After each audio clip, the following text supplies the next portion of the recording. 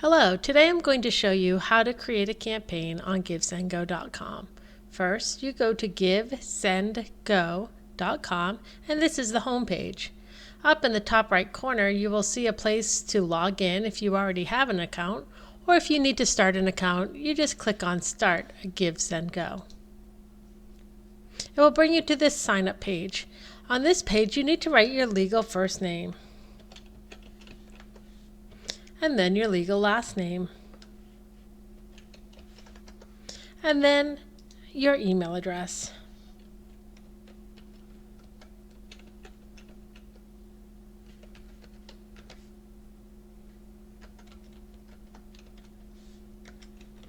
Then it's going to ask you to confirm your email address. You want to do this to make sure that you are getting the validation emails and the notification emails when someone gives to your campaign. And then you make a password.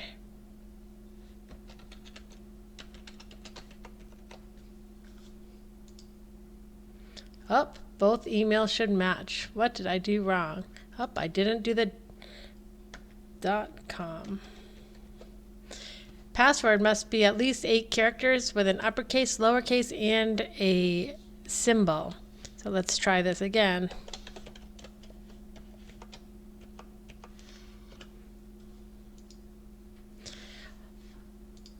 Once you complete that first step, it's going to ask you about your country. Whatever country you choose, you need to have a bank account in that country. These are the countries that our processor operates in. It defaults to the United States, or actually it defaults to what's closest to you. And so because I'm in the United States, it defaulted to the USA. It should also default to where you are located. If it doesn't, sometimes it might not be exact. You can add your state, city, and zip code. Then we're going to pick, are you raising money for an individual, or are you raising money for an organization, business, or a church? Today we will raise money for an individual. The difference in these two steps is that if you're raising money for an organization, it will ask you for an EIN number. On this first step, it's only a 3-step process. On the first step, you can choose your fundraising goal. I'm going to choose $10,000. I can say that I want to choose a total goal type or a monthly goal. We recommend most people using total goal, as that will show the $10,000 through the course of your campaign, and as people donate, it will show that you're reaching your goal. If you pick the monthly goal, what will happen? See, it pops up and tells you this should only be used when you're trying to hit a monthly goal. So if, let's say, you're a missionary on the field and you need to raise $3,000 for support each month, and you want people to see how close each month you get to your support, you could say you want a monthly goal of $3,000. But what's going to happen is at the beginning of each month, it will go back to making it look like you've raised $0 that month out of your $3,000 goal. And so for most campaigns, you don't want it to zero out and make it look like you haven't gotten any money, only when you're raising money for a monthly goal. So I'm going to close this out and then go back to showing a total goal. It says keep your goal attainable. You can always raise your goal as you hit milestones. You can always go back into this page on your campaign edit step, and you can edit any part of this. So we're going to go to your campaign title.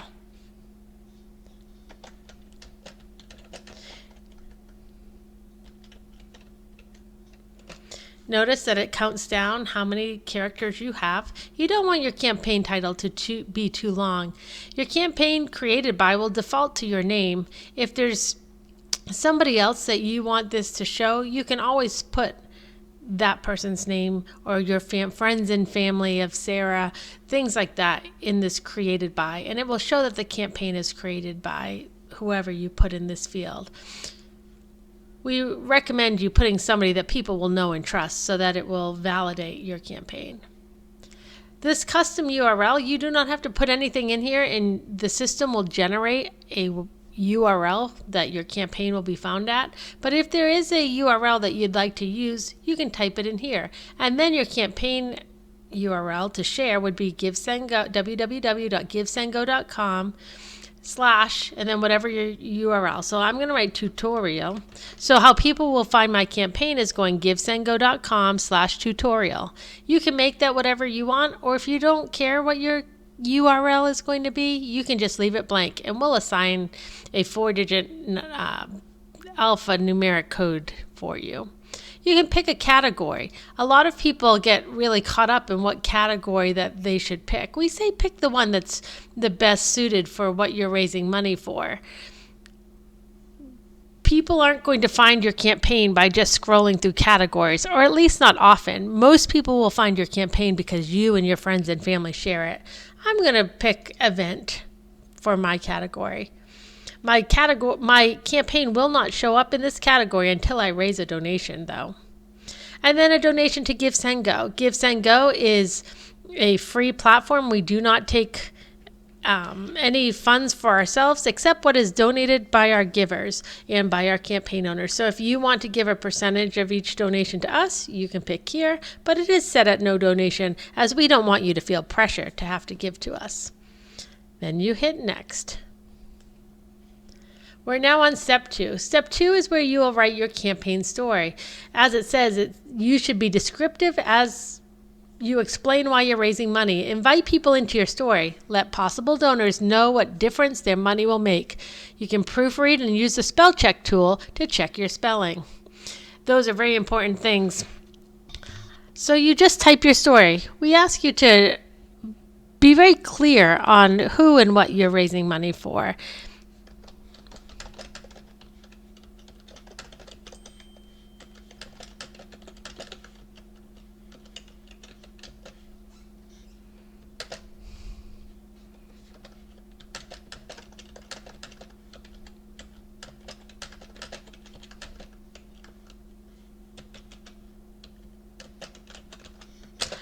I spelled tutorial wrong the second time because what you need to do is go up to this ABC check and check your spelling. And it will show me if there's any words that are spelled wrong. Let's give it a minute to pull it up.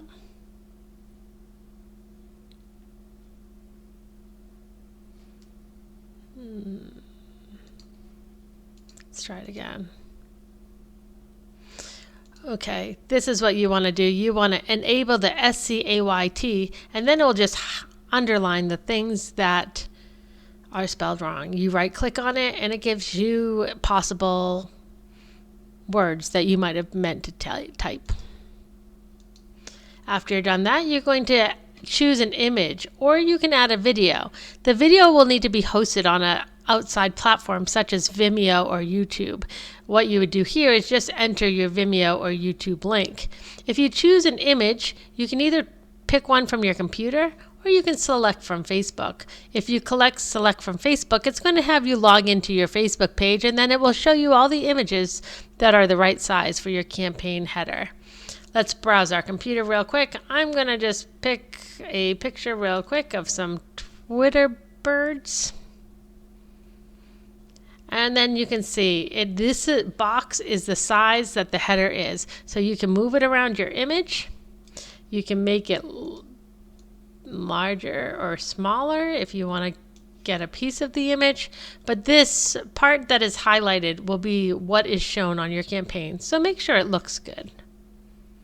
And then you hit next.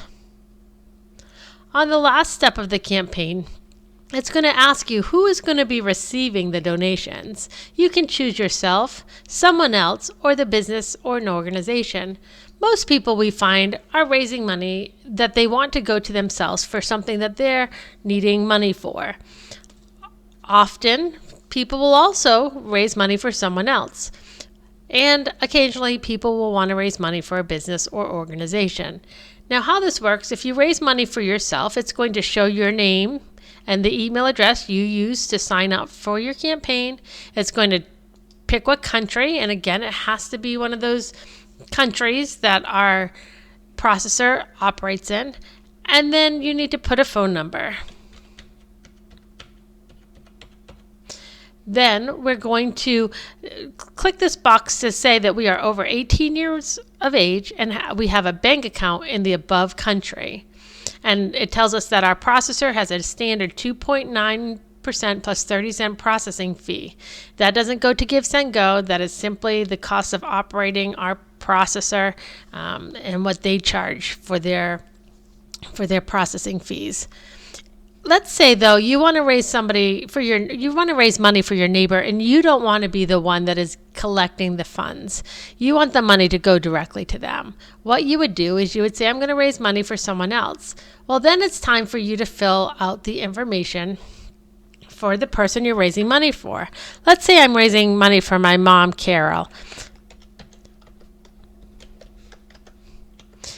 I would need her email address, and this is important that you get it right because they will be getting an email prompting them to connect this campaign that's being set up for them to their bank account.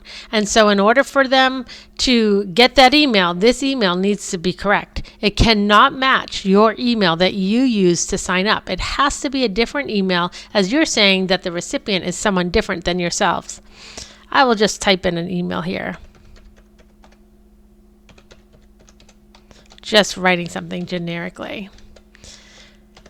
And then I make sure that the country of the recipient is the country that is picked. And then I write the recipient's phone number. Again, writing just a generic phone number. And then you say, okay, you acknowledge that the person you have picked as your recipient is over 18 and they have a bank account in the above country that you chose, and that you understand there is a processing fee that will be applied by our third-party processor. And the same thing, if you pick a business and organization, it's going to ask you for the organization's name, their EIN number, the representative that will be handling the money operations of that business, their email address, and their phone number. And so I'm going to go back and I'm just going to choose myself. So it populates all that information in. And I'd already put my phone number, so it's saving. I'm going to acknowledge, and I'm going to hit next. At this point, it says our campaign is set up and completed. But in order to enable our campaign to receive donations, we need to connect to our payment solution. Once you've connected to our payment solution, you will be verified and your campaign will be enabled. We did put together instructions that you can click, and it will show here. And then you click to go to the payment solution and follow those instructions. We'll show that in a different video.